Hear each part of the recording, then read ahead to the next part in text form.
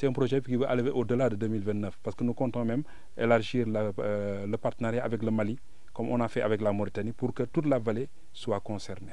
Donc le projet a démarré en 2024 et nous intervenons dans les secteurs du développement communautaire, la cohésion sociale, et nous avons un partenariat avec 44 communes au total.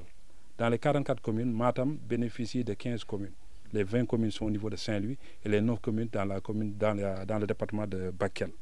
Donc Matam, dans les 15 communes de Matam, pour ce programme spécial qui nous réunit aujourd'hui, à savoir la distribution des intrants, nous avons choisi juste 7 communes sur les 15 communes de Matam.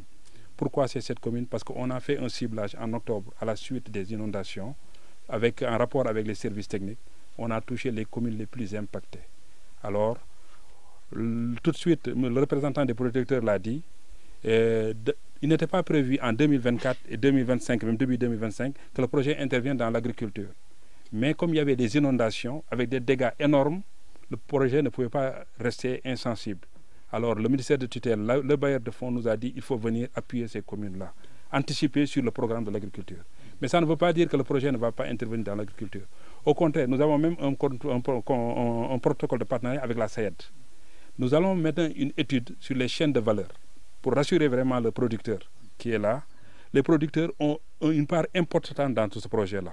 Parce que c'est à l'issue de cette étude sur les chaînes de valeur, et notamment le riz va sortir dans ces chaînes de valeur parce que c'est le riz qui est cultivé dans toute la vallée.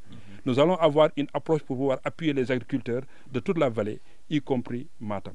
Donc là, ce n'est qu'un début de partenariat. Nous pensons que ça va se poursuivre. Maintenant, pour que le partenariat se poursuive, il faut qu'on ait des résultats déjà à partir de cet appui qu'on vient de vous donner. C'est pourquoi nous en appelons à la responsabilité des producteurs, pour qu'ils valorisent, qu'ils optimisent au maximum cet appui-là, pour qu'on sache que vraiment que l'appui a été positif, que ça a eu un impact auprès des populations, ça va nous motiver davantage pour continuer la collaboration avec ces producteurs-là. Maintenant, l'approche, c'est de passer par les communes. Donc, nous ne pouvons pas venir intervenir sans passer par les communes. C'est ce qui justifie la présence du maire. Aujourd'hui, les intrants que nous avons acquis, pour globalement, les intrants, plus les matériels en matelas, en tente, et les GMP, je vais y revenir parce qu'on va acheter des GMP, ça a coûté une enveloppe de 1,149 milliard de francs CFA pour les 3 régions.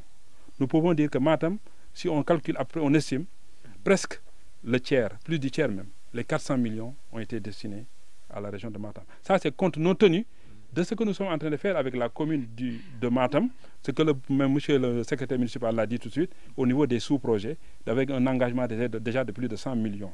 Donc vous verrez qu'en peu de temps, entre juin et maintenant, d'ici le premier trimestre de 2025, le projet aura injecté plus de 500 millions uniquement dans la région de Matam.